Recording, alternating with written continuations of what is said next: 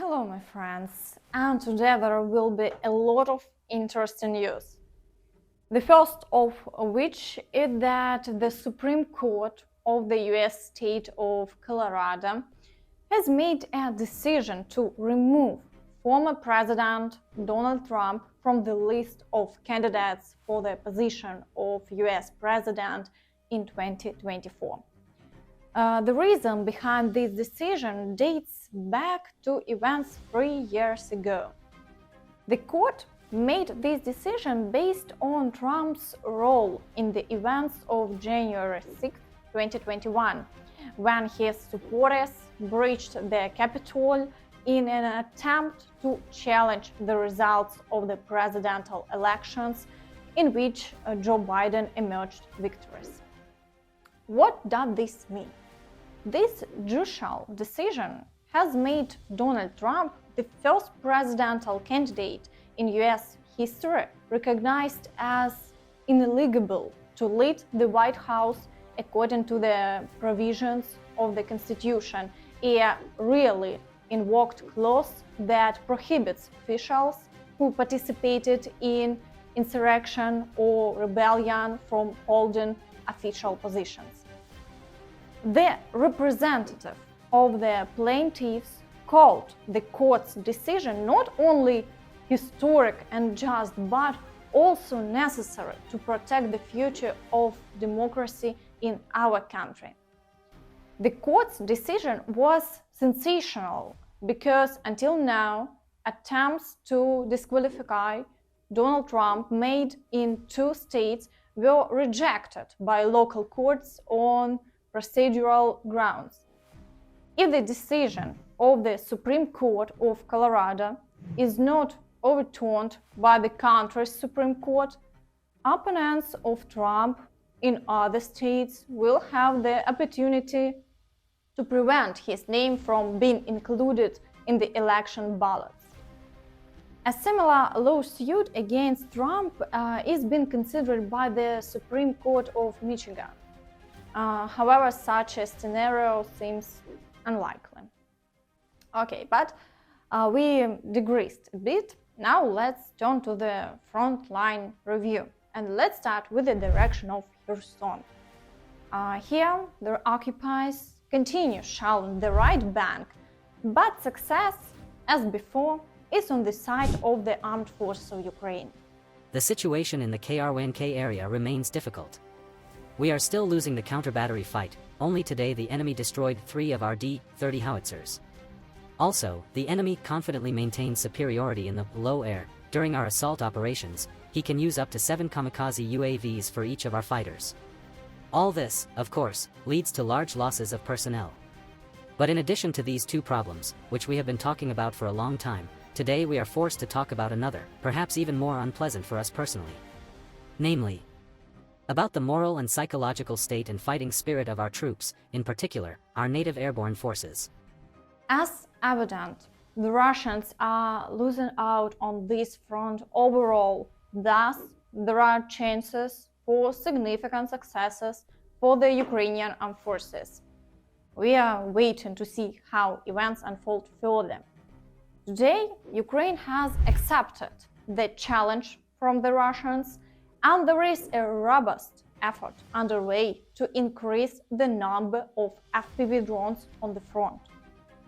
President Zelensky has stated that work is ongoing to enhance the use of FPV drones in all directions.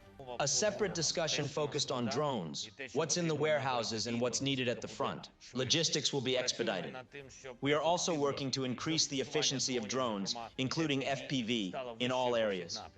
This is an obvious priority of the state and a concrete way to protect the lives of our warriors. We can actually see how the Russians are complaining that the Ukrainian Armed Forces are wiping them out with FPV drones on the Kherson front.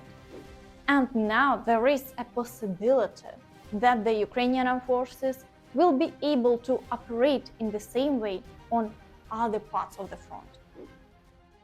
In the Zaporizhzhia direction, the struggle for positions continues. 17 attacks were repelled in a day. The Russians are attempting to infiltrate behind the lines of the Ukrainian Armed Forces, but they are not succeeding. Today, they changed the directions of attacks and are advancing from Novoprokopivka towards Robotyne. Battles are also reported in the area of Verbove, but there have been no changes along the front line in the past day. In the Vuhledar direction, challenge continues, but the intensity is not the highest. At the same time, offensive actions are still not being conducted. So far, the situation on this front can be considered stable. But the situation is different on the Avdiivka front. Here, it's hellish. But even in this direction, there is some good news. Despite the huge number of shelling and attacks, the Ukrainian Armed Forces haven't lost positions in a day. Today, intense battles are reported in the areas of Novobakhmutivka and the coke chemical plant. Fresh photos of the plant have appeared on the network, showing that it is completely destroyed. It's practically leveled to the ground. However, near Stepove, the Ukrainian Armed Forces repelled all attacks and there are no changes there. In the industrial zone, offensive actions and shelling have resumed. Although they are making progress on the outskirts of Avdiivka, they cannot solidify their positions.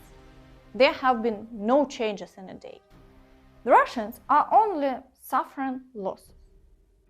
On the southern flank, battles are underway for Severne, Pervomayske and Nevelske.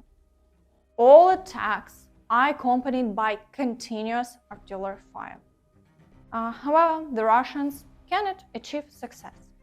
The Ukrainian Armed Forces continue to destroy their bases in the rear, and it is reported that another shelling is recorded in one of the areas of Donetsk. South of Marinka, attacks by the Russians have resumed, particularly in the area of those two streets where the positions of the Ukrainian Armed Forces are still located. Intense shelling is ongoing, followed by the storming of positions. Battles are also taking place for the village of Pobeda, and fights are unfolding on the outskirts of Novomykhailivka. Reports indicate fighting from the northern side. Despite the Russian claims that they have already entered the village, this information is not confirmed by the Ukrainian side. For now, it is known that they have entrenched themselves on the farm and are now launching attacks from it on the outermost street. In the Bakhmut direction, battles are unfolding for Bogdanivka.